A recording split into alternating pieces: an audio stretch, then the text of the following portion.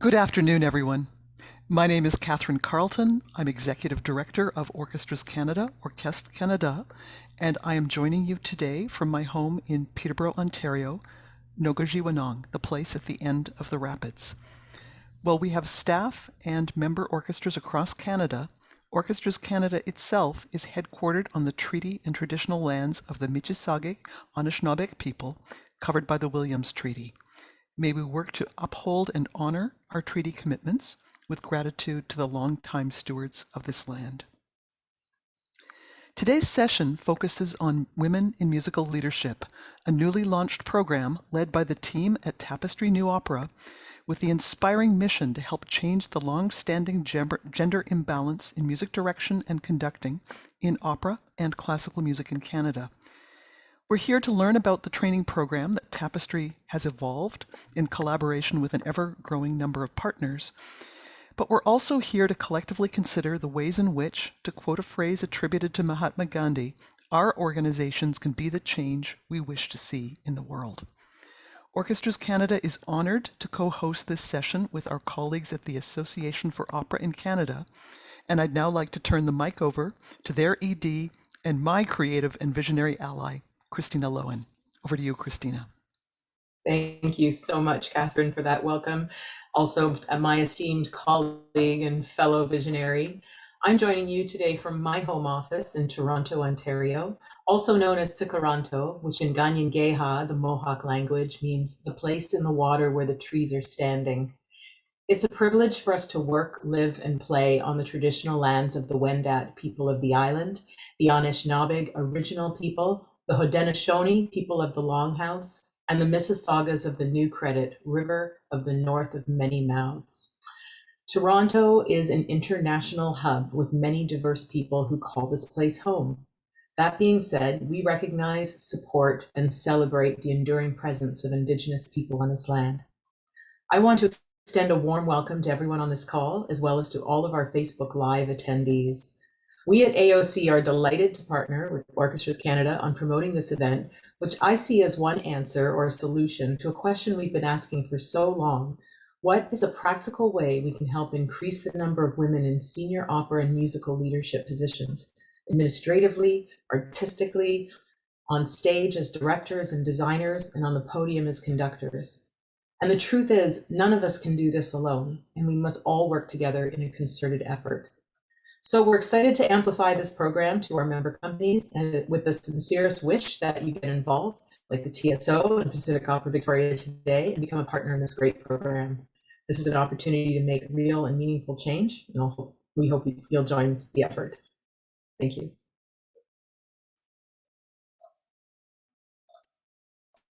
Hi, everyone. My name is Lauren Drew. I'm Director of Member Services and Learning from Orchestras Canada. As Catherine said, I'm very pleased to be joining from Peterborough, Nogajiwanong on the treaty and traditional territory of the Mississauga Anishinaabe. Just a few tech notes. Please keep your video and audio muted throughout the session. We are recording. With your video off, you won't appear in the recording, but just a heads up. There will be a Q&A portion near the end with all of our speakers. So please type your questions in either the Zoom chat or the Facebook chat, either location that you're joining from, and we'll try to get to those at the end. I've pasted instructions in the Zoom chat to enable live simultaneous interpretation in English and French. We're pleased to be working with Paul Stiles to offer that. We do only have the interpretation available on Zoom, but if you're joining from Facebook Live and you'd like to join in French, my colleague Boran will paste in the chat there how to join the Zoom call. And finally, afterward, we will be circulating a recording as well as resources from this session in the coming weeks. So with that, I will turn it over to Catherine and our colleagues from Tapestry.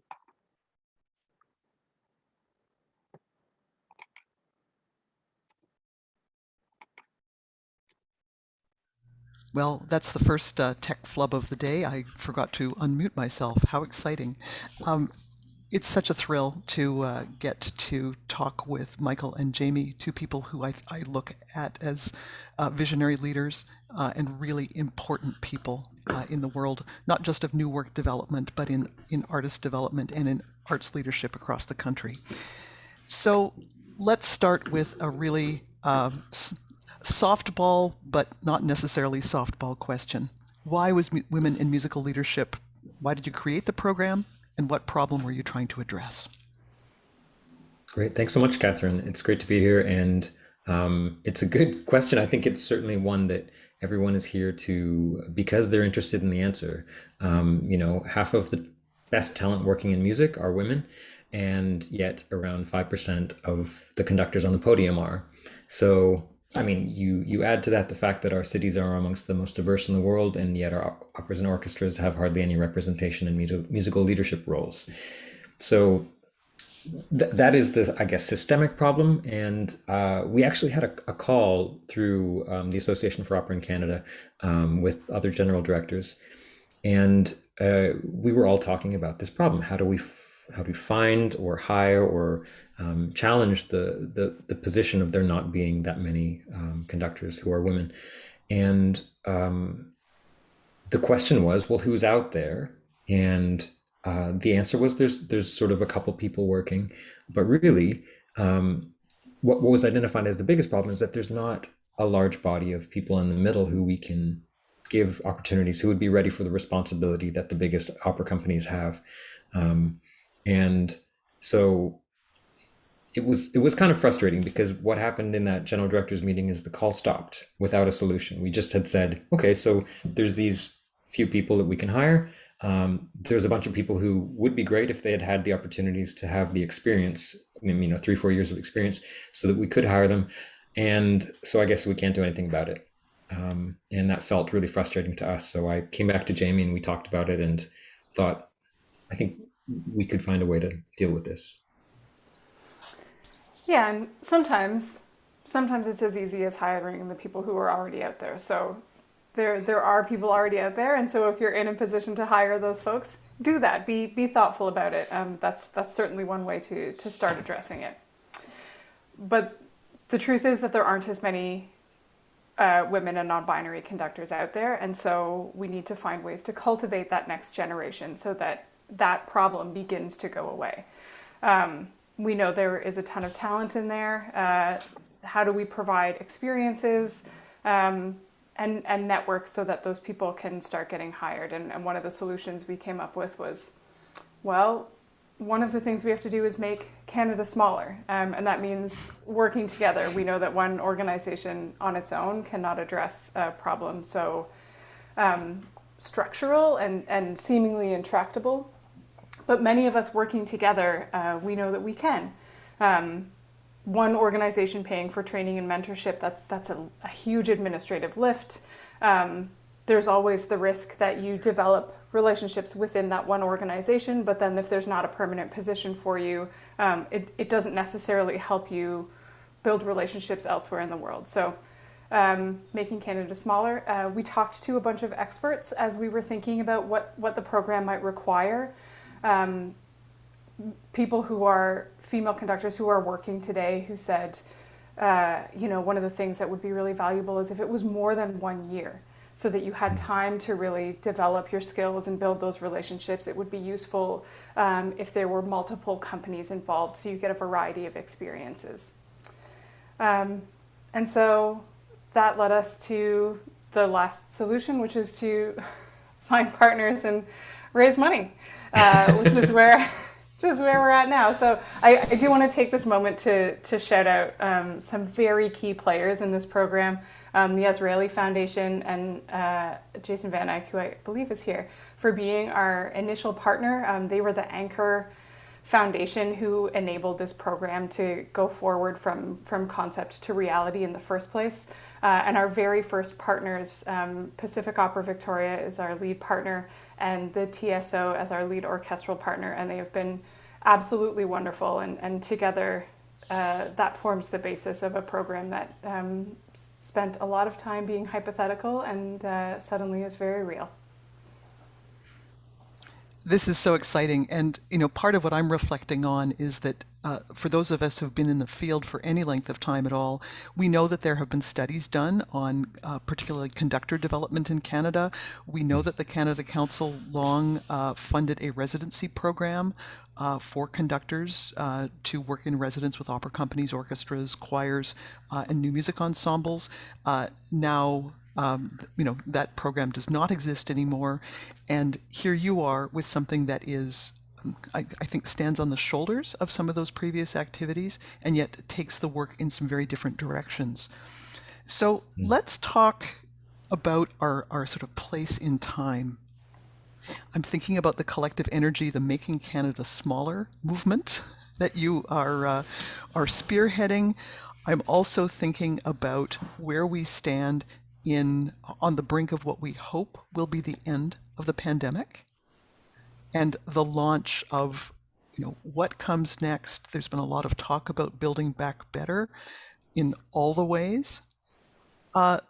Let's talk about that, about how you're harnessing this collective energy and what impact you see the program having in this era that we hope we're on the brink of.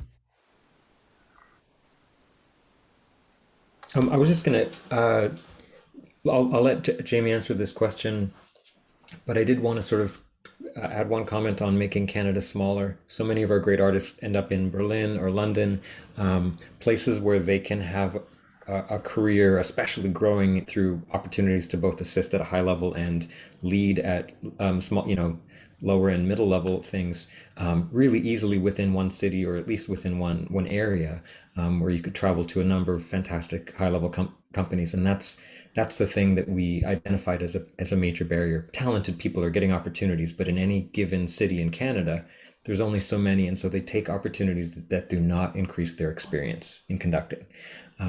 Often ones that reinforce what they did before, which serves to be a barrier to their growth and to how they're perceived in their community. And this is Making Canada Smaller. We're fundraising to eliminate those things: transportation, accommodation, those things. So that's my bit, but I think this is back over to you, Jaime. Sure. Yeah, post-pandemic age. That sounds great. Sign me up. I think that many organizations in this call, certainly Catherine and Christina, I know you can relate to this, that there are different conversations happening in the sector since June of 2020 than we ever really imagined happening here before that, or if they did, they were smaller in scale. And all of a sudden, everyone is thinking about some of the same things. And I have found that really beautiful. And I think one of the most compelling ideas to come out of some of those conversations is a growing recognition that it takes all of us working together to make change that lasts, change that is meaningful, that the work has to happen everywhere, and it requires everyone.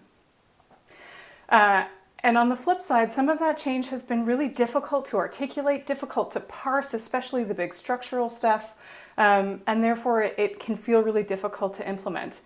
But this is easy. This is a clear, a simple step that we can all take together, a commitment to working together to create equal opportunities for the next generation of conductors. For us, it feels like a clear way not to leave talent on the table. And so even though we began this program in the midst of a pandemic, which truly felt bananas at the time, and we would go to partner organizations and we would say, let's talk about productions in 21-22, and they would look at us like we were out of our mind.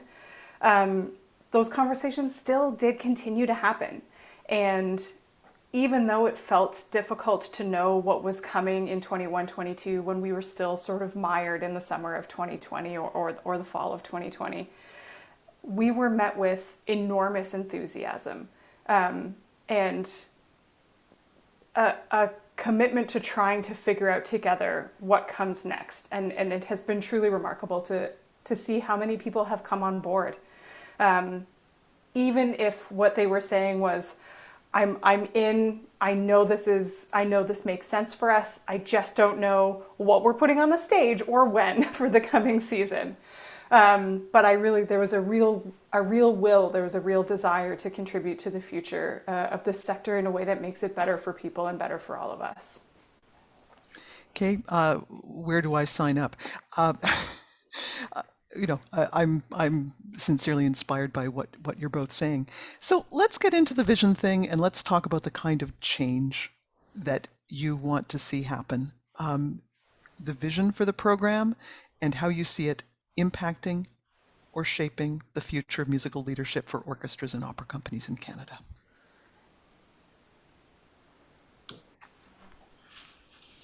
Sure. Yeah, I mean, the basic vision is, give individuals over the course of 3 years opportunities that are scaling and increasing level of responsibility, so that by the time they emerge from 3 years of practicums throughout the country, they have everything that they need to work, to be those people when we're on the next call and we say, who's there? Well, here are 6 incredibly qualified people that in fact you wouldn't be asking that question because you've already worked with them.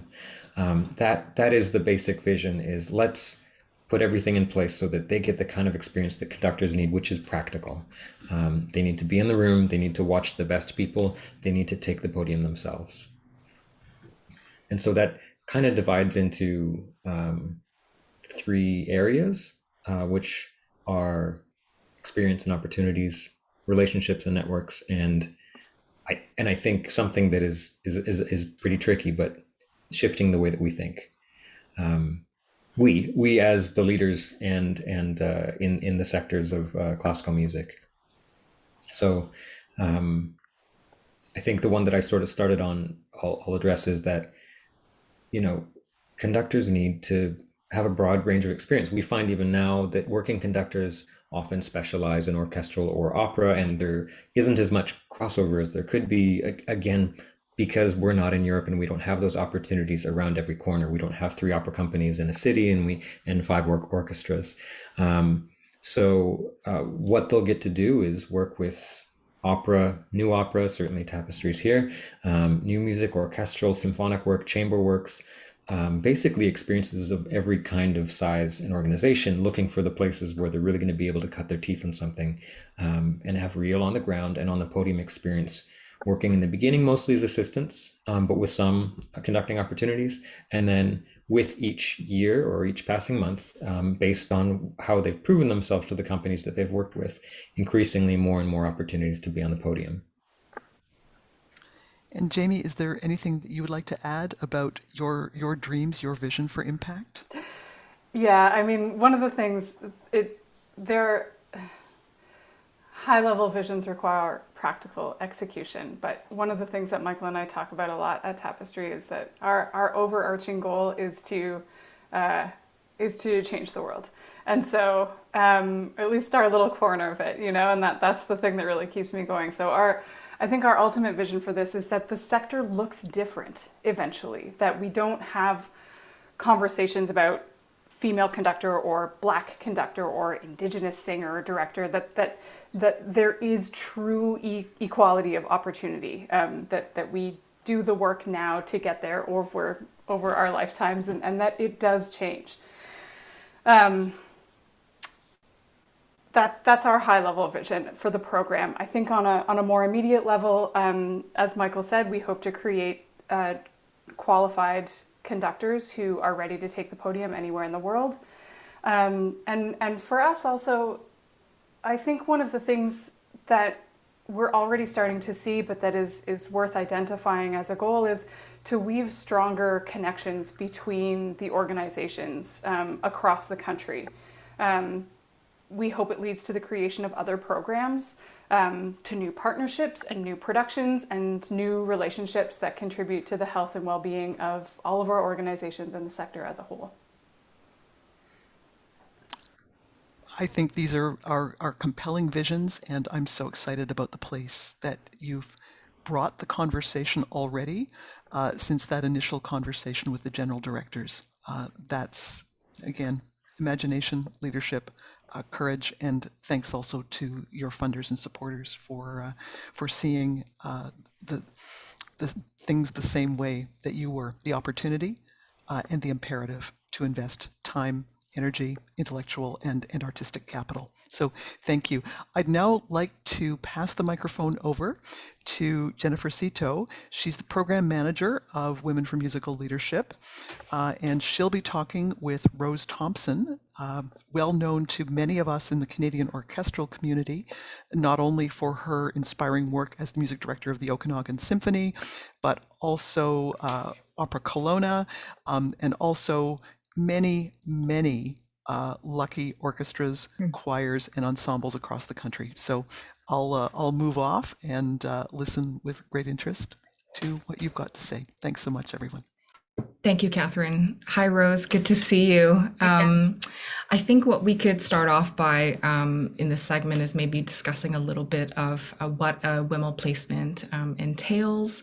I'd love to dig a little bit, Rose, into your background and also your training and how, perhaps mentorship shaped your career and your path.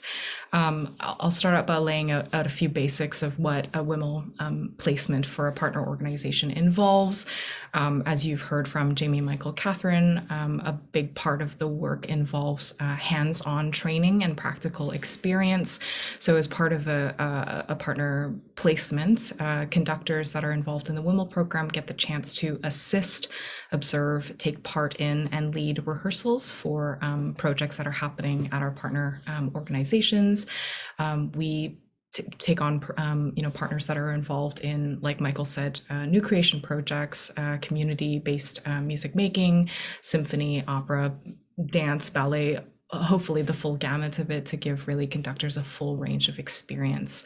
And as well, what's unique about the program is that it provides opportunities for conductors to interact with the leadership of those organizations. What we're really hoping to do is build lasting relationships for the artists that we send, so that you can also get to know who are the new voices that are hoping to take the podium in the future and who could provide some really dynamic musical leadership in Canada. So that's a little bit about each placement. Rose, I'm going to embarrass you, and I'd love to just quickly read through a few parts of your bio for anyone on the call that is not already aware of your amazing work. Rose, I've known you for quite a long time. I've looked up to you for many years as a music director. You received your training. Of course, you're currently the music director at Okanagan Symphony Orchestra, as well as the artistic director at Kelowna Opera.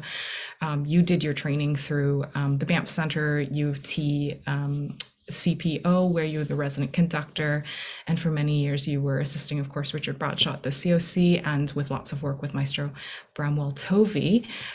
We are just absolutely delighted, Rose, to have you as a key mentor for this program. Your work has really framed an important pillar of the training for these two conductors, so I'm kind of curious to know what are the things that you've been up to with them. So first question, Rose, I'd love to know, how has mentorship impacted your path, and how has that really shaped your career as a conductor? Thanks, Jan. First, I just want to acknowledge that I'm here speaking to you from Kelowna, BC, and this is the traditional unceded and ancestral territory of the Seal people of the Okanagan Valley. Very grateful to be here. It really is the most beautiful place in the country. I've been very fortunate, especially in Canada. I know Michael talks about, Canada has not a very small country and not a lot of opportunities, but I think I found every single one that was available to a rising conductor. I've had the good fortune of being mentored by some of Canada's really most renowned conductors. Boris Brott took a very big chance on a very new conductor that I was, and over the course of 3 summers at his festival, I also became the orchestral librarian and the personnel manager. So I learned some pretty key skills about the operations of how symphony works. You mentioned my residency with Bramwell Tovey at the Winnipeg Symphony Orchestra. The staff jokingly called me Bramwell's shadow. So not only did I learn so much about conducting from him, but I learned how to run an audition. I learned how to be in a board meeting and how to conduct myself in the relationship with the board. I learned all aspects of production, marketing, development, things that a music director really needs to be skilled in, which is a very different ballgame from just being a conductor. My opportunities with Richard Bradshaw at the Canadian Opera Company, Richard put a lot of trust in me. He would come to the first rehearsal and then he would go, and he was the general director, so he had all kinds of things to do. And I really got the opportunity to be the one in the room that was leading all the staging rehearsals and many of the orchestra rehearsals as well. And then Hans Graf in the Calgary Philharmonic, whose conducting technique is second to none. And I just learned a tremendous amount of detail and nuance about conducting from watching him, from his coaching, and from the opportunities that were provided. So I feel very fortunate in Canada to have received a lot of training. And I will say all of those mentors that I had, even though they were all men, they they never ever made me feel that I was not qualified to conduct because of my gender. But I have had other experiences where that has happened.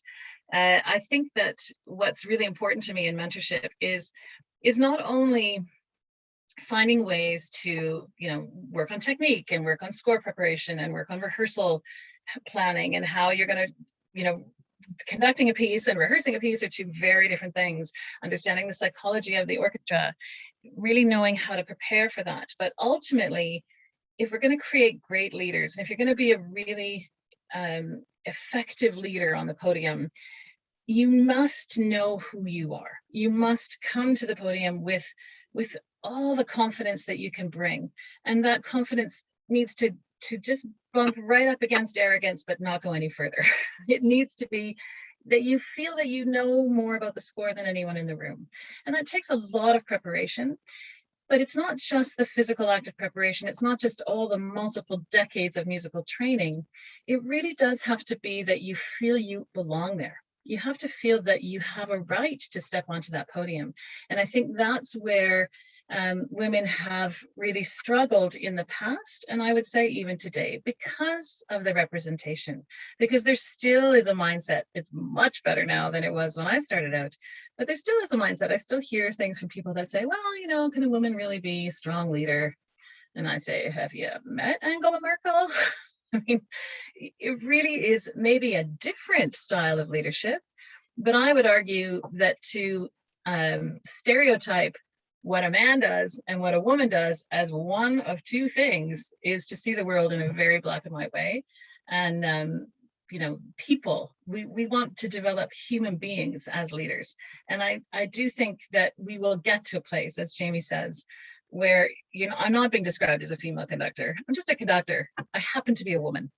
It has no bearing on me as a conductor. My conducting comes from my musical training. It comes from my experience, and I just happen to be a woman. And I really think that for the women that are in this program, that's a big part of what I'm trying to work with them in, believing that they have the right to be on the podium.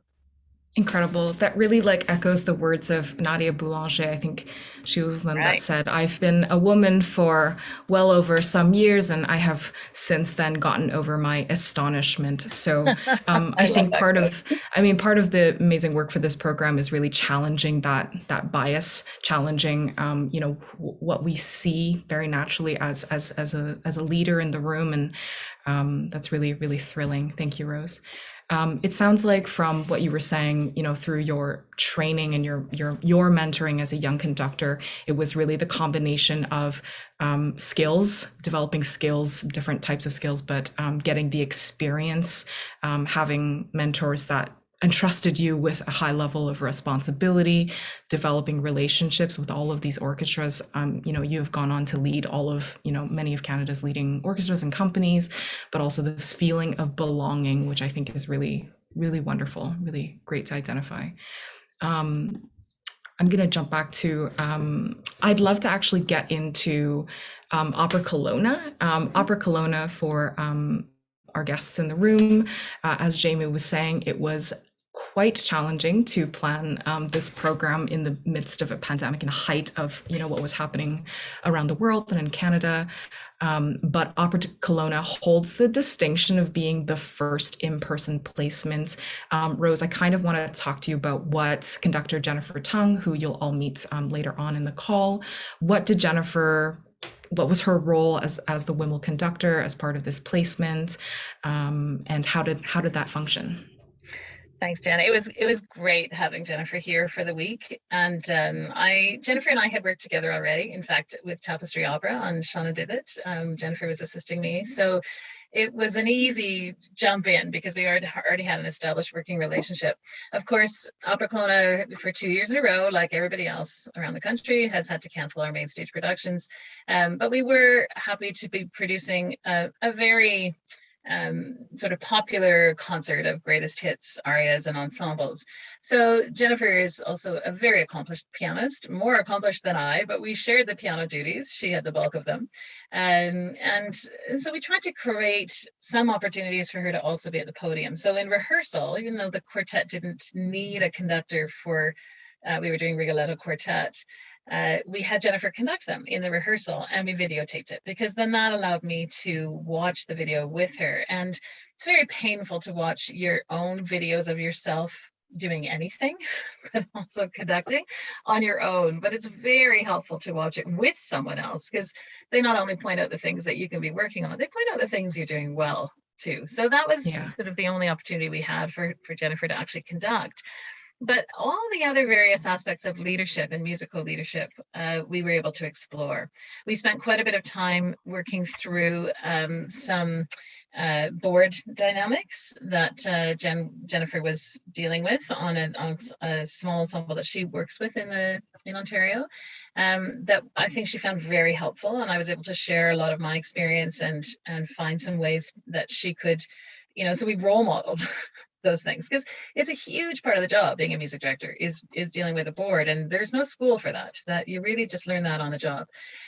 One of the other things that we did was in an attempt to really dig into this idea of feeling that you have the right to lead, feeling that you can be represented, because that representation is enormous. I invited some other really wonderful women leaders in our community, and we had a brunch together, and everybody shared their story about how they came into their leadership. And I think when Jennifer and I left, that made a huge impact on her. And I deliberately chose non-artists, someone from the political communities, a couple people from the business community, someone from the higher education community. And these are women that have inspired me. And so I knew that they would inspire Jen. But what was really great about that was that we all inspired each other. Everyone in that room met somebody new for the first time. And they, I think, gave Jennifer such a feeling of permission to go out and realize that everybody comes to their leadership position through their own unique journey. And that building of confidence is ephemeral, right? It's not a concrete step. This is, there's no test for that. It's really just looking at other people, seeing what not to do, seeing what they have done, seeing what fits for you. And I was really excited in our conversations that followed that particular lunch. I think there was a real shift for Jennifer. She can speak to that too, but there was this really aha moment of what's possible. That's just incredible, Rose. It really speaks to the idea of how we build community around leadership and around, those that are upcoming. And I know that, Jennifer can speak to it a little later on, but I know that certainly was one of the big highlights of this Opera Kelowna placement. It illustrates all the ways in which learning can actually happen for emerging leaders off the podium and for women. So thank you very much, Rose. I would add to that, Jennifer, that I think for, all artists, and especially performing artists, what we're bringing to the stage is, of course, the training. You can't get up on the podium if you don't know how to beat four, but beating four is really, anybody can do it. Monkey can do it. That's not what conducting is, right? Keeping time is part of it, but all the various elements that you have to learn, the ear training and development, the understanding of how scores work, the pacing, the foundation of the structure, all of those things are part of the training. But at the end of the day, you're bringing yourself. And so that part of the development of an artist and of a leader in the arts, I think everyone has to chart their own path to some degree to figure out what they're bringing, to figure out what their values are that they want to bring to the podium, to learn what's in their way for themselves. And I do think that a residency like this can really help give them the opportunity in a trusting way, so that they can really dig in and take risks and find out who they are on the podium. And that's what's going to make exciting music making. We don't want to just train cookie cutter conductors. We want individuals up there that are ready to shine, of all genders and of all backgrounds, so that we have this variety of music making that's exciting and dynamic in our country. Incredible. I'm so inspired, Rose, by your words, and it's so clear to me every time we chat about this why you are such an important pillar of the training here at the Women in Musical Leadership. Thank you so Thanks, much, Jaime. Rose. I'm going to go on and actually pass the microphone to Michael Morey, who's going to introduce us to our inaugural Wimmel cohort.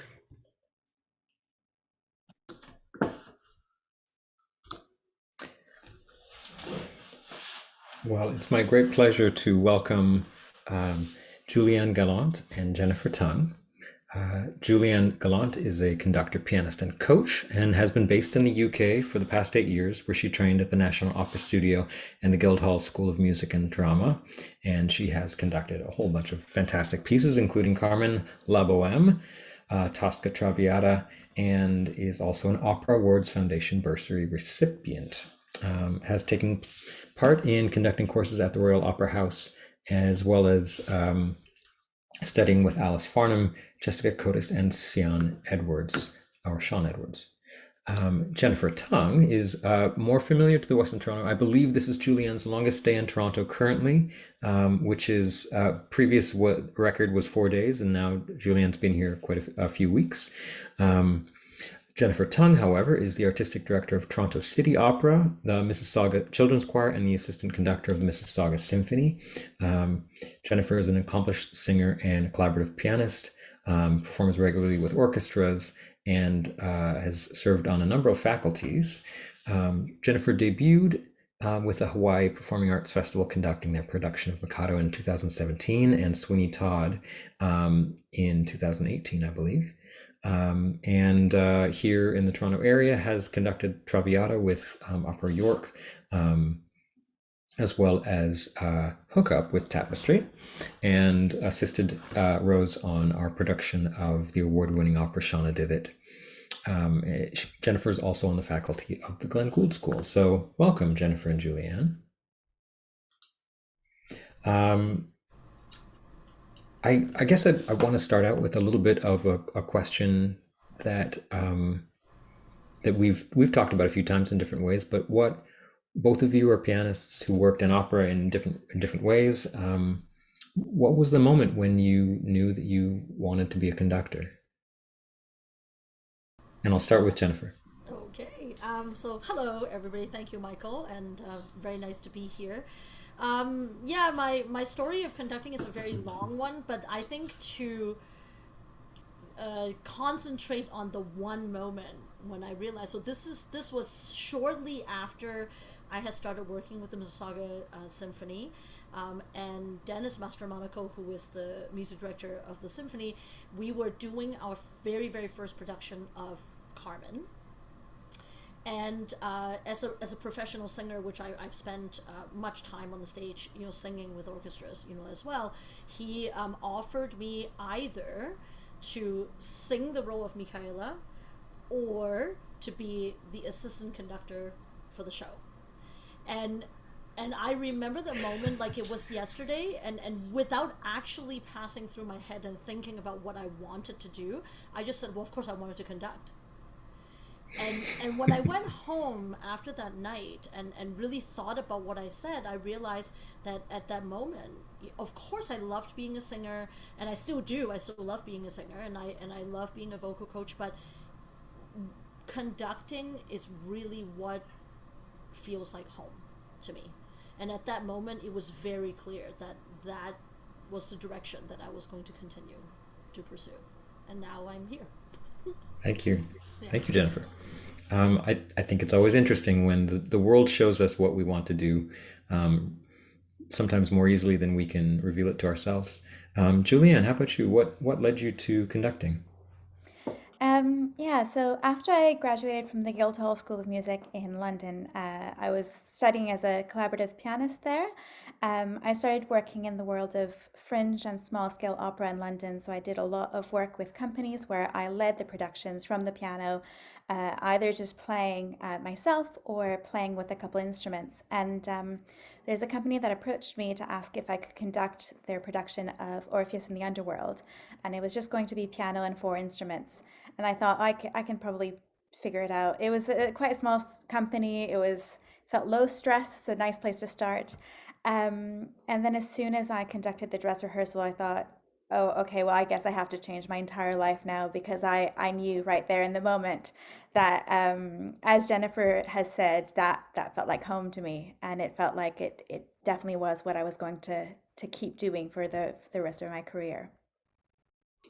Okay, so I mean, I feel like in both of these cases, these were relatively recent in your careers. Is that right?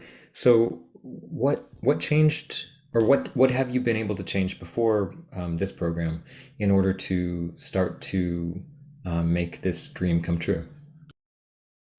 So, like working as a collaborative pianist and teaching in the Glenn Gould School, and also teaching voice and performing, at the same time, clearly I really would have needed a 48-hour day to be able to add one more thing, but I was very, I think that I really consider myself very lucky that I actually started out with Mississauga Symphony as putting their chorus together for their performance of Messiah, and that's how I actually got connected with the symphony.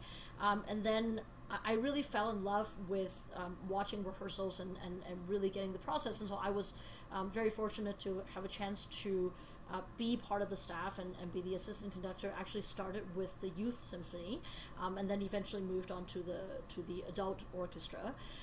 And Dennis also conducts a few other local orchestras, and so what I did was I realized what I needed to do was to expose myself to as many opportunities as I can to watch somebody work, so that I can understand what it entails, to learn how to be a conductor. So for, I would say, probably a good 2-3 years, every single free moment of my life, if there was a rehearsal that's happening that Dennis was conducting, I would go and watch it. And so my life consisted of work and going around and watching rehearsals of him conducting different orchestras, and eventually, some of my other friends who are also, conductors, and I would sit in, and also, of course, at the Glenn Gould School, which we have a training orchestra, with students, and they allow me to go in and watch, like rehearsals. That was incredibly informative, and I have to say that I have learned a lot, just by watching. And then eventually I was fortunate enough to get some podium time, with the Youth Symphony in Mississauga, and as well as with the big orchestra. And that kind of it's what started, with my training. And now being in this program is like allowing me to do this, focus on doing all of this without having to, run a 48-hour day, like every day. And it's very refreshing and amazing. So Cool. Same question for you, Julianne. What changed in your life once you decided that your life was changing? Yeah, thank you. So within the year of having conducted that first show, the Royal Opera House, in collaboration with the Royal Philharmonic Society and the National Opera Studio, put together their first week-long course for female conductors. And so I applied and I was accepted, and that was fantastic. And the Royal Opera House has continued to support me since then. They offer regular courses for female conductors, and it's been incredibly helpful. I managed to work with a lot of different people through that, and also to, like Jennifer said, I got to watch some rehearsals at the Opera House, and also at the English National Opera at the Coliseum. And then the plan was to, at that point, 100% of my work was working as a pianist, and I was trying to kind of shift the percentage more and more so that there was less piano-based work and more conducting work. And this fellowship has now allowed me to kind of shift the focus altogether and to work fully as a conductor. So it's come a lot sooner than I expected. If I had to do all of this by myself, I think it would have taken a much longer time. So I'm very grateful for the opportunity to really completely focus on conducting now. Cool, thank you. Sorry, I just want to add one more thing, which I completely forgot, was that my long-standing relationship with Tapestry Opera, I've been a collaborative pianist and a repetiteur for Tapestry for many, many years. And the fact that they trusted me and allowed me to music direct hookup, and being able to be involved in Overcoat as the assistant to Les Della and also Shanadita to Rose, made a huge impact in me able to switch from being a collaborative pianist to what I'm doing now. Yeah, huge hand in that. Well, that makes me happy, and I wasn't looking for endorsements, but I do think that in the realm of development of new works, because there's a bit more time and there's a lot of intention around the works, it's a really interesting place to involve new conductors or conductors who are gaining experience. So we've been in the first month of the program now, or a month and a half, I guess, and we've had a couple of months of prep and working with mentors. Maybe we'll start with Julianne this time. What's been a highlight so far? Yeah, well, I mean, it's hard to pick one. It's been it's been a month since I've been in Canada, but we did a lot of work online before that as well. So just to name a couple things, I spent a few weeks with Pacific Opera Victoria working on a project that is going to be released soon on video. I got to assist to watch the rehearsals and just to see the whole project through to the recording session, which was really informative and exciting. We spent some time at the Toronto Symphony observing rehearsals, and we had the wonderful the opportunity to work with Maestro Jimeno on Beethoven's Seventh Symphony. Just last week, we spent a week with Tapestry working on Brian Current's new opera, and we both had the chance to do some conducting in the rehearsal, which is always really useful, and it's something that you can't learn until you really do it. So it's been incredibly helpful. We've also had the chance of talking to a lot of mentors online, Rose, who's here, and Joanne Falletta and Karen Kamensek as well, just helping us to look at some scores. Something that is just incredibly useful is anytime we have a chance to observe. So our time at the TSO, I think, is something that has been already, even though it's just a week, incredibly informative, and I'm excited for the next one, which is in a couple weeks' time.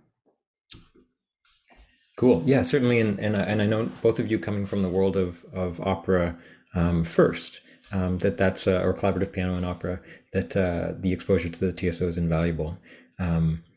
Jennifer, how about you? Any singular highlight? Yeah, just like what Julianne said. I mean, a singular highlight is very difficult because there are so many of them. And to speak to what Rose was talking about with my placement with them, even though I didn't get to, I suppose conduct like a show. What I have learned while I was there, you can't learn anywhere else other than just being in person and being able to do that. And that luncheon with female leaders, in the community that are not artists was indeed incredibly inspiring. And I did leave that lunch feeling empowered and like a different person. I know it sounds very dramatic, but it really helped me to understand the different possibilities of how one can become a leader, and leader, sort of a very over, stretching term, not just in music, but, just in communities, in life, in any, profession. And so that was indeed a life-changing experience, for me. And equally as life-changing is, of course, the chance to work with Maestro Jimeno, on Beethoven 7. And what was really amazing is being able to see the transformation of when they first started rehearsing, to their concert. And of course, as an audience, right, when you go and watch, a show, you see the product, but very frequently we have no idea what actually happens behind the scenes. And as a matter of fact, the value, or a large part of the value of the conductor, is rehearsal skills. And you can't possibly learn that unless you are actually in the midst of watching somebody rehearse and talking to them what their plans are and how they're actually making the rehearsals, happen. And that art, if it's just by myself, there's no possible way that I can find connections to learn that. And so in this program is what make the very important part of learning how to be a conductor and a music director possible. That's so interesting. Yeah, I remember years ago I was on exchange and I got to live with 3 different families for about 3 or 4 months. And the thing that was the most profound was how different parenting styles worked, and which you don't know until you're there and kind of see the dynamics working. And I find that interesting is conductors can be quite different from each other, though there's like these truths that stretch across how they control time and relationships and musicianship. Cool. I mean, we have a sort of a couple more minutes, but what would you like to take away from this? It sounds like, you both have recently made this decision to commit to conducting, that this is going to be the career that you have for the rest of your life. For the next 2.5 years, what would you like to take away? Okay. I think part of what is so exciting about this program is the fact that we get to connect with people and organizations across the whole country, especially as someone who has lived abroad for almost a decade.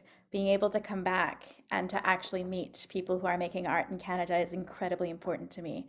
So that has been something that I was really looking forward to before I came back to Canada about a month ago.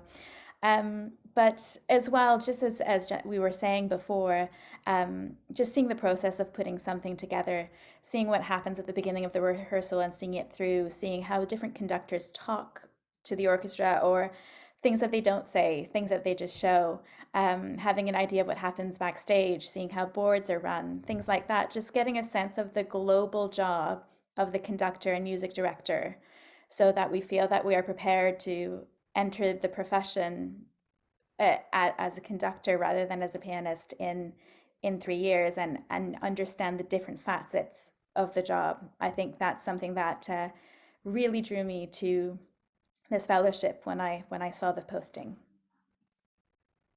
Thank you, Jennifer. So I agree with everything that Julianne just said. And I think in addition, for me, with the connections and it's part of the fact that we're able to work with different organizations is that every leader, every conductor, every musician naturally has their strengths and and their weaknesses. It's just human nature. So the fact that we're able to absorb strengths from so many different people, it means that we can learn so many different aspects. I mean, like I know, I think early on when Catherine was talking about the resident conductor program that they had, before, it's really great to be stationed in one organization and be a resident conductor and you learn from that organization, and that's really incredible. But this particular program, the way that it's structured, allows us to be able to do that, but with many other organizations. It is, I think, for me at least, at the beginning, it's a little overwhelming, the thought of thinking about, working with many different organizations. But now that I'm actually in it, it's very exciting to see different styles, not just musicians, but different styles of how companies are run, how things are being accomplished, and different ways of looking at things from different angles. I think that it will allow me in 2.5 years' time to be able to see and tackle issues from multiple angles versus just like one way, that I'm looking at things. Cool, thank you. Well, I know that there's a number of folks on here with fantastic different styles, and I hope that you get a chance to meet many of them in the next 2.5 years as well. Thank you, Jennifer. Thank you, Julianne, for sharing some right now. And I'd love to turn it over to Jaime and David to talk a little bit about the TSO's role as lead orchestral partner.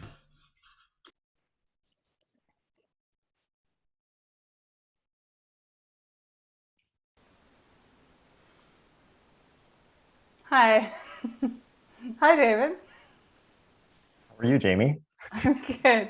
Would This doesn't you, sound scripted at all. no, hello, David. Would you like to take a second to introduce yourself to the folks? Sure. My name is David Dredla. I'm the Associate Vice President of Artistic Administration at the Toronto Symphony. I've been with the organization for about 11 seasons now, and we're very happy to be affiliated with this program and supporting all of the great work that Tapestry is doing in this space. You guys have been great. TSO was one of the first organizations to sign on to the program. You quickly became our lead orchestral partner. And Tapestry and the TSO, we hadn't worked all that closely together before this program. And so we're already accomplishing one of the program's goals, which is building new relationships across organizations.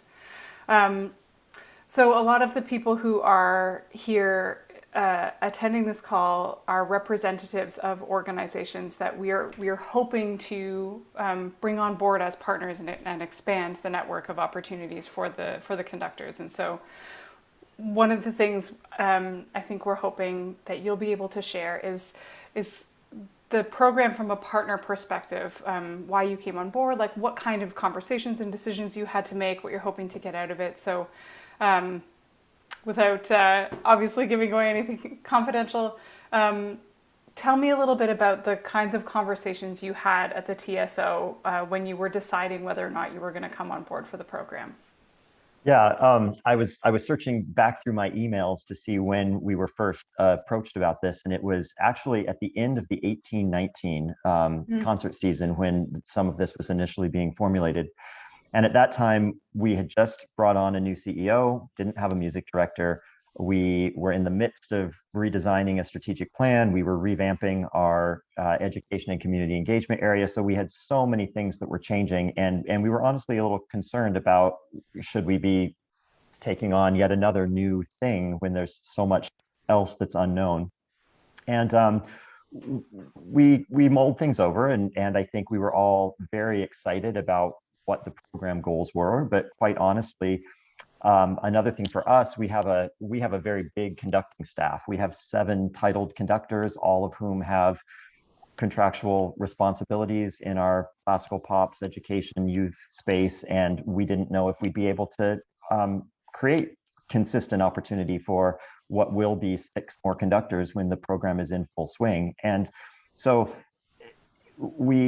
I would say we had a little bit of cold feet at the beginning, quite honestly. But then as we started thinking more about it and kind of assessing our role in the Canadian art space and our strategic plan, that, you know, we have these 3 pillars, call them the 3 C's internally. It's to create, challenge, and connect. And this program touches on elements of all of those. So it then became a question of not if we were going to do it, but how can we make this most successful? And you know, through conversations with you and with Michael, you know, we just decided that we would kind of agree to do it, and we would figure it out as we went along. And honestly, the momentum behind it and the excitement that comes every time we're talking to our stakeholders about the program, it just definitely makes us know that we made the right choice.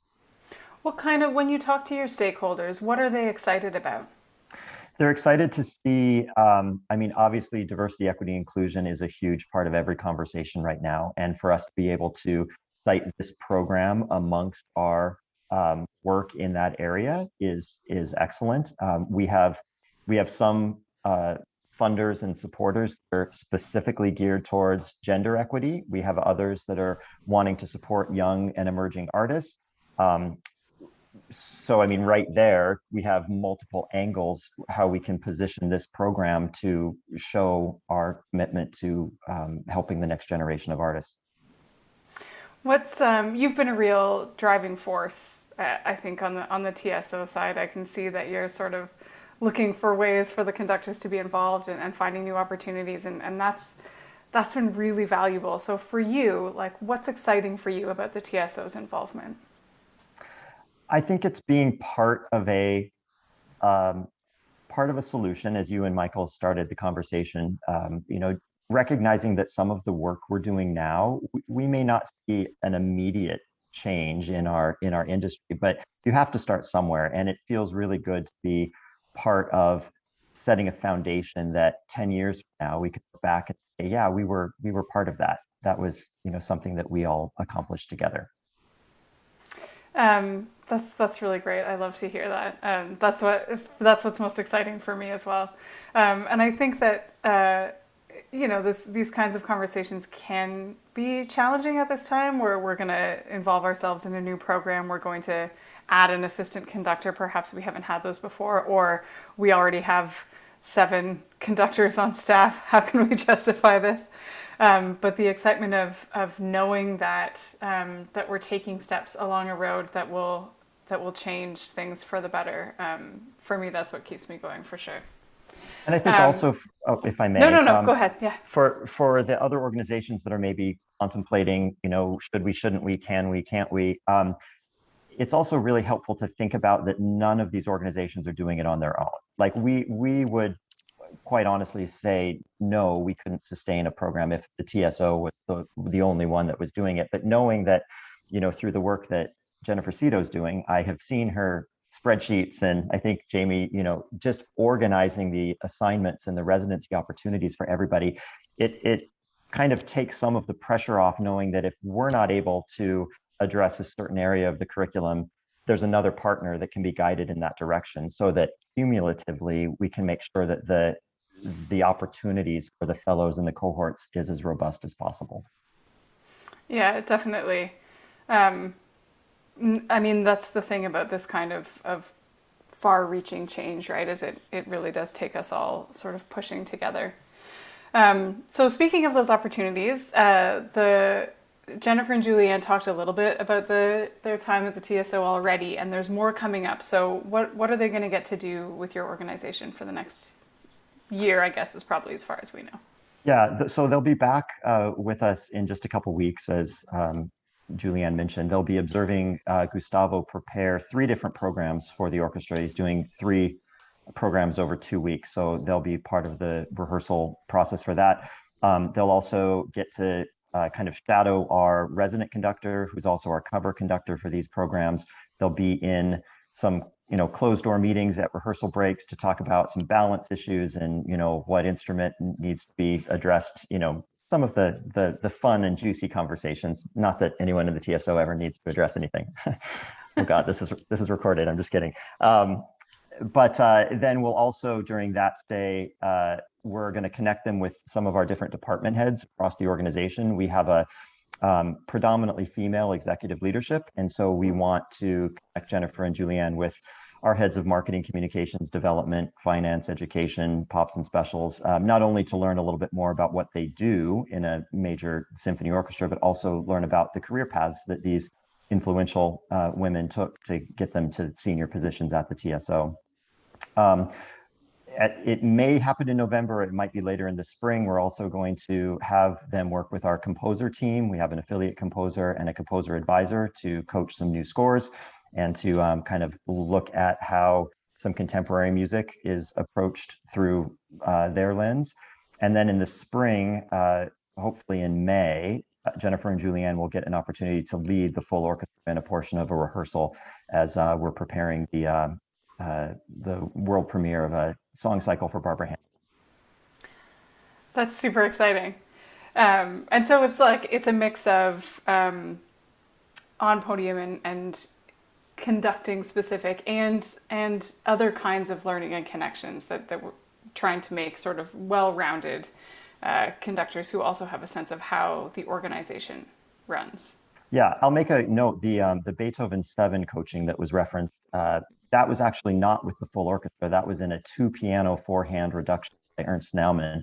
And we found that format actually worked really well. I mean, our decision to do that was partially COVID related and, the room spacing and restrictions and all that kind of stuff. But it ended up being a really helpful format that allowed us to really explore aspects in a different way. That has been my highlight of the program so far, actually, was getting to be in that room for the masterclass and just watching his generosity and his enthusiasm and his clarity of vision. And it was such an incredible experience for me, who had nothing to do with it. I was just watching. So for the TSO, are you talking about, or maybe for yourself, in the long term, what do you hope to see from this program and your involvement in it?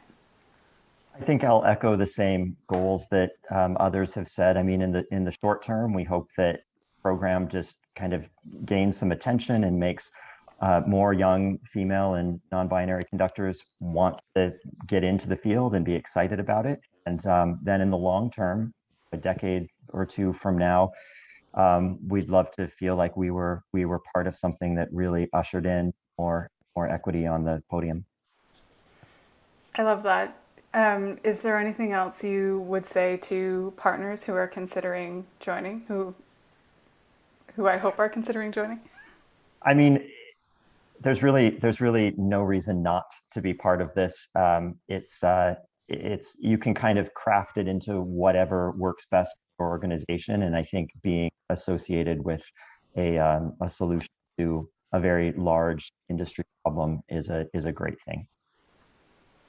Thanks, David. It's been truly wonderful working with the TSO so far, and I'm glad we've got more fruitful years of partnership ahead. Thanks, Jamie.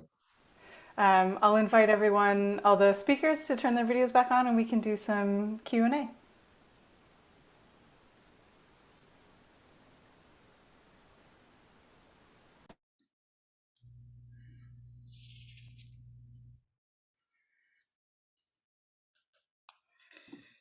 Okay, so I think we're coming back up again, and I'm going to take a question from the chat. We've got a few other things that came in advance as well.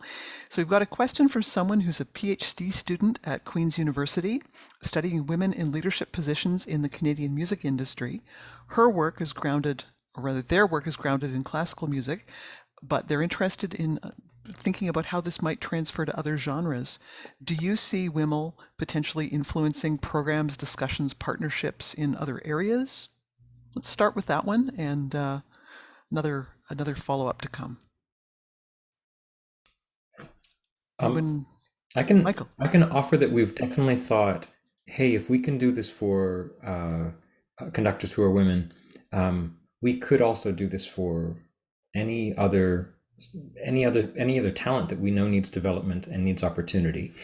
So that is a question that's within classical music, and I definitely think that if the conversation changes as this program is successful and as we can see the change happening. So I can't see why that wouldn't be an interesting model to other sectors that aren't classical music for how we can collectively contribute to the next generation of leadership. I would jump in. Oh, sorry, let me just go ahead, just because I was doing the reference checks for the first cohort, and I spoke at length with Alice Farnham, who's one of Julianne's mentors, and as well, name escapes me right now, a woman in California who is on the international board of the wind band conductors, which has the same issue. Less than 10% of wind band conductors are women. And we started to change the world in imagining how we could take this kind of a program internationally. So I think that that's still conducting in the classical era, but different forms of conducting. And I was very excited to think that we could be partnering and really initiating in Canada. So, kudos to Michael and Jaime, but I think that as a collective team, we could be offering a lot of influence internationally as well to see how this could actually transform. It's certainly scalable because currently, and I think we have the advantage of having members of the advisory conductor committee as part of Wimmel, whose careers kind of land them in different places. And of course, Rose, with yourself and Karen and Joanne, in 3 different countries, really, we're opening up the networks to a bigger pool. We're seeing this mirrored in an organization called Key Change. It's an initiative that's kind of a collective circuit of festivals it's an international, it's held in a different city in the world every year, but that one is specifically for music that's not classical. They focus on rock, pop, electro, but that focus is really on creating opportunities for female leaders as creative leaders. So I think that might be interesting, Cheryl, if you don't already know about that program, but there's definitely potential for scaling on a bigger level. Okay, and I think there's a second part to that question, which relates, and I'm just thinking, Rose, about your reference to checking references. What characteristics are you looking for in the applicants to the program? And what characteristics are you looking for from the mentors and the partner organizations?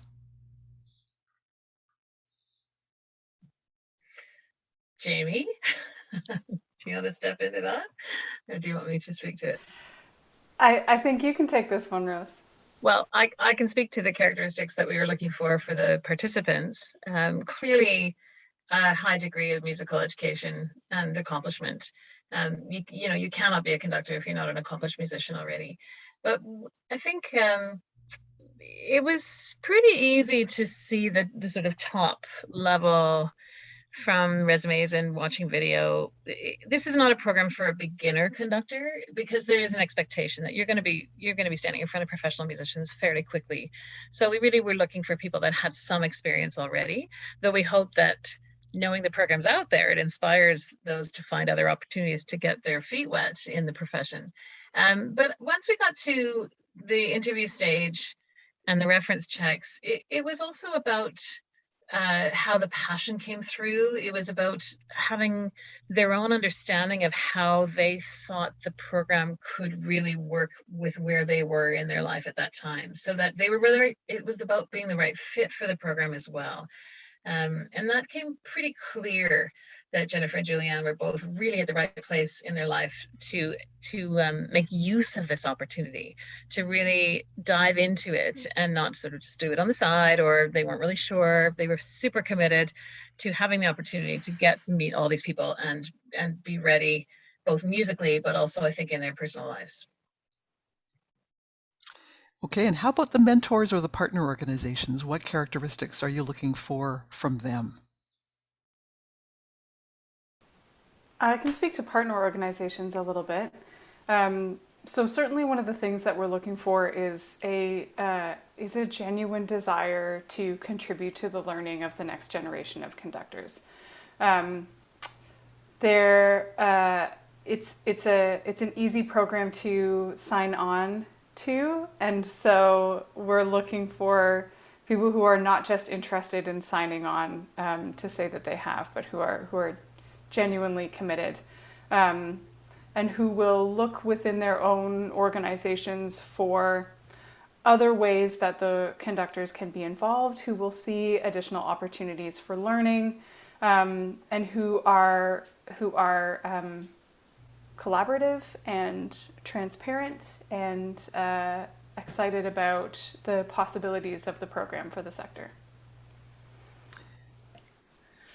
Catherine, I can speak a little bit to the mentors that are involved in the program. We have, as well as these three key mentors, Rose, Karen, and Joanne, we have a wider committee of conductors, including names like Jordan D'Souza, Sandra Horst, Timothy Vernon, and some really fantastic conductors on board. I would say that the key quality, besides a wide depth and breadth of knowledge and musical knowledge and experience, is really what Jaime identified as this the desire to really be there to support the learning and meet the conductors wherever they may be.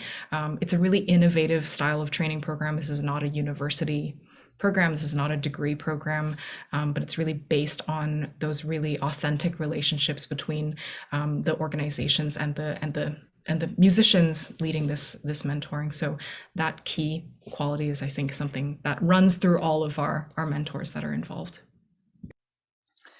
Okay, and I've got one other question that I'm actually freestyling. This is my question, and then I'm going to pass the questioning mic over to Christina. I think one of the things that I have sometimes heard is it's one thing to walk into an orchestra and conduct. It's and to receive feedback from a master teacher trainer. It's another thing to work with the psychology of the orchestral musicians and to sort through what kinds of feedback mechanisms are healthy and developmental and really supportive, and yet adequately insightful. And I'm just sort of curious about that dynamic, and I'm sure it happens in opera as well, but I'm a little more familiar with the world of orchestra. What's the voice of orchestral musicians in the feedback loop? What are you thinking about with that? Well, I think there's more answers to this, but I'm gonna say that going back to that question about what kind of partner organizations are we looking for, in a perfect world, because we all know that orchestra players, there are some orchestra players, there are some singers who, especially in the short rehearsal periods that we have, can be very routine oriented or expectation oriented with not as much flexibility as could be optimal. And I would hope that in the best versions of our partner organizations and ourselves, the introduction to Julianne and Jennifer and any other participants becomes one where we're taking the same spirit. We're inviting the orchestra players to have the same spirit of, we're part of a family. We're going to help Julianne and Jennifer on their journey. And so they're known faces and entities when they come in the room, so that when the orchestra is working with them, it's not in the position of judgment, rather it's in the position of encouragement and willing participation. So that's me, again, coming from my point of view.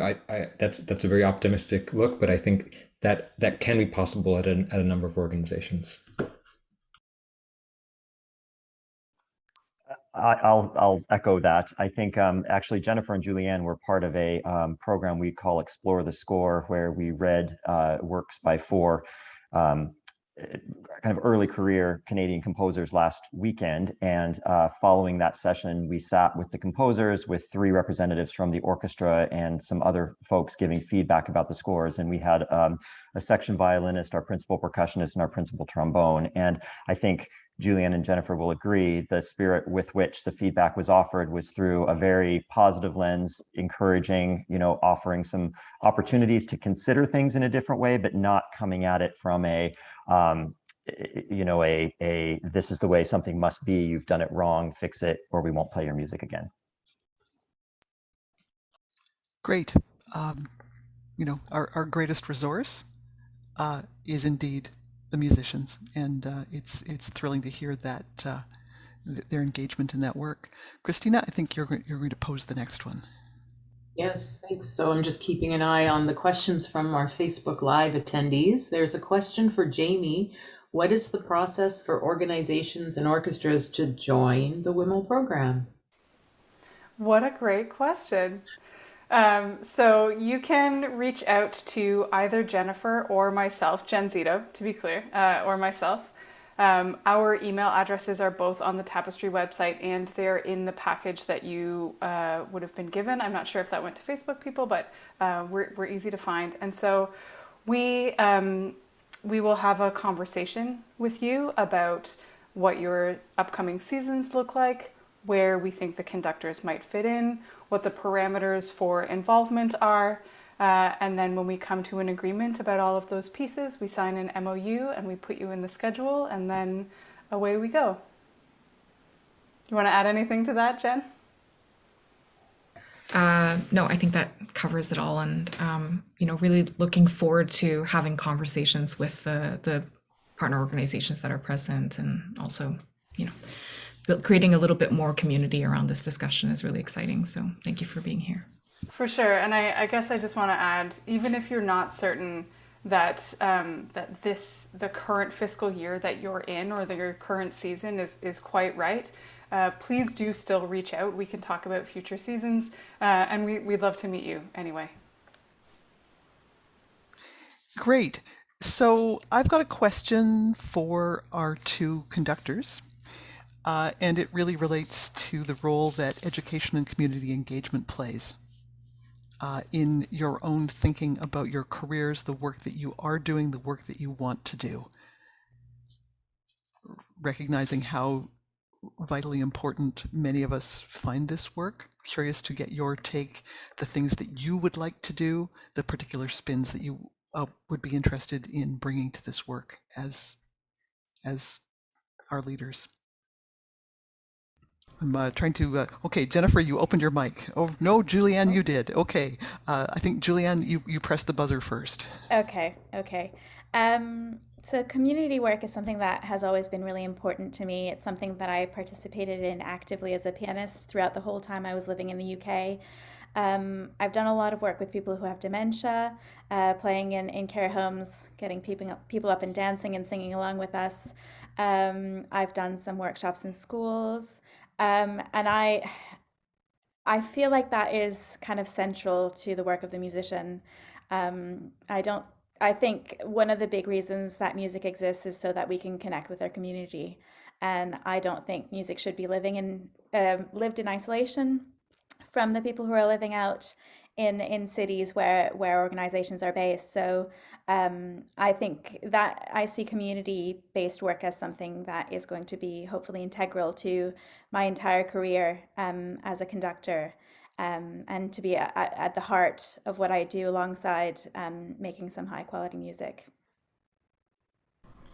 Yeah, I definitely echo echo that. I mean, I agree that making high level music and continuing education and having conservatories and universities continuously producing professional musicians is of course one of the most important things. But the other part of the puzzle is that we need an audience to share all of this music that we're making, with. And so audience building perhaps is equally, if not more important, a part of this equation. And it is always my belief that building audience needs to start early. And I can definitely see that in the work that I do with the Mississauga Symphony Youth Orchestra, that a lot of those people who participated in the youth orchestra program comes back and listens to concerts because they're so intrigued by that. And my own company, the Toronto City Opera, we are the only indie opera company I think in Canada that is a community chorus base company. And so actually the center of our company, it's not professional musicians, it's actually community non-audition chorus members, because I really believe that one of the amazing ways to reach out to the community is actually to get them involved in the process of producing art. And of course, I mean, we give them the education and we give them coaching so that they are actually ready for the performance. But we have found that as a result, they have reached out to a lot of their friends who have never been to an opera, and they would come and see because they are actually involved in this part of the chorus. And that has been quite a bit of exciting work that we've been doing through that company. And I do see myself being at different levels, audience building, but of course as well as would love to make high level music in different opera houses and different symphonies. So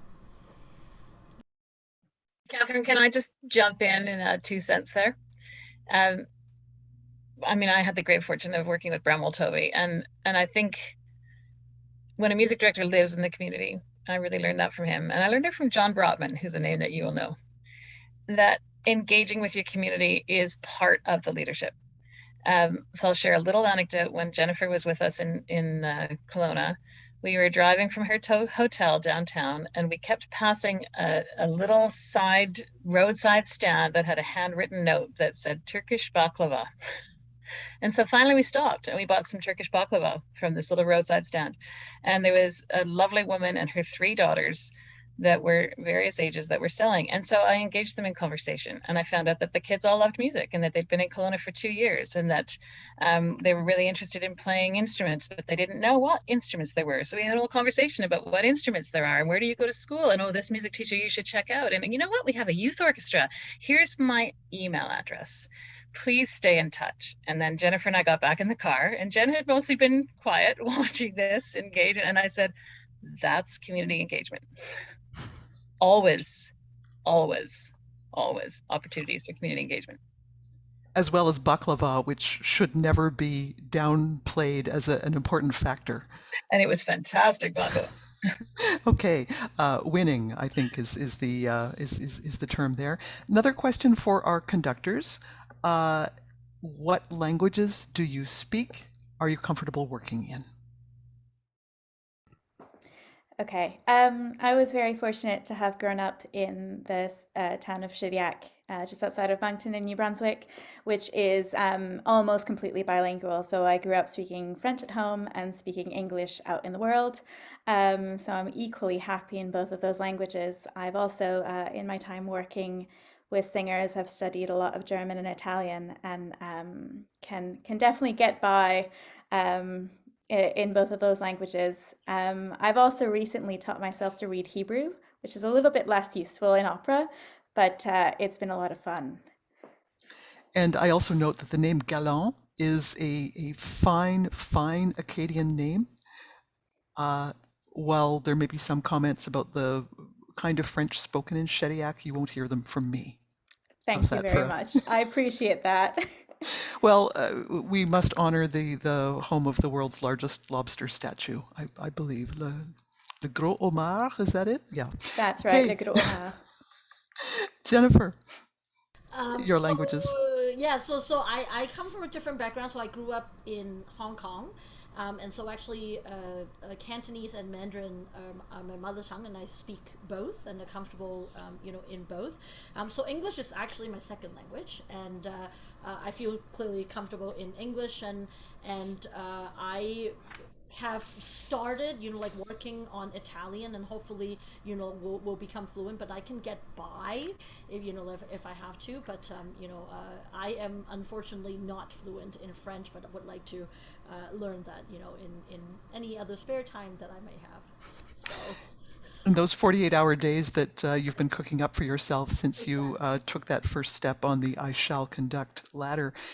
So I just want to remind people that in the chat on the Zoom meeting, we have pasted in the page for Tapestry New Opera, as well as contact information for both Jaime and Jennifer.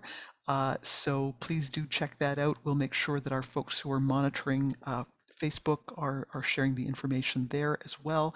I also note that my colleague Lauren has put in a link to an evaluation survey. We do read your input very carefully, and we're also considering very closely what else you want to hear about from us. I know that I, for one, am just so excited about following your careers, Julianne and Jennifer, and really excited to see how the program unfolds, the new partners who come in. So I think that brings us to the end of the formal part of the program, and I think I'm tossing the baton back to my colleague, Christina. Thanks, Catherine. I have the pleasure of closing the session. So let me just say, on behalf of Association for Opera in Canada and Orchestras Canada, thank you to all our speakers and participants. It's a fabulously exciting program, and it's been amazing learning all about it over the past 90 minutes from the perspective of its founders, the mentors, the inaugural participants. As David from TSO stated, why wouldn't you want to get involved? A reminder about the program information sheet and how to become a partner was distributed by email before the session and includes all the contact info to get involved in the Women in Musical Leadership program. And one last thing to all of our attendees today, to please complete the feedback form on today's session, and a link to that is in the chat. So again, thank you all for being here. Enjoy the rest of your day. Let's all go forward and change the world. Thanks, everyone. Thank you, Catherine. Thanks everyone. Christina. Thank you. Thanks, everyone. Thanks, everyone.